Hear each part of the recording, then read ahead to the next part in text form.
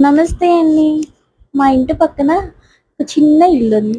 ఆ చిన్న ఇల్లు, ఆ మనుషులు నేను వాళ్ళని 4 సంవత్సరాల నుంచి చూస్తున్నాను.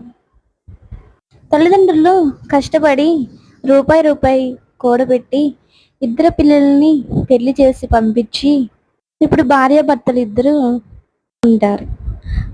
భర్తకి హెల్త్ బాగోక ఇంట్లోనే ఉండిపోతుంటే ఆ భార్య వయసు ఎక్కువున్న ఆమెకొచ్చిన పనికే వెళ్ళి ఆ భర్తని ఎంతో ప్రేమగా, అపురూపంగా చూసుకుంటుంది. వాళ్ళని చూస్తుంటే చాలా నేర్చుకోవాలనిపించింది. ఇప్పుడున్న కాలంలో అర్థం చేసుకునేవాళ్ళు తక్కువైపోయి, గొప్పలకు పోయి అప్పులు చేసుకొని జీవితాలు అల్లకొల్లాలు చేసేసుకుంటున్నారు.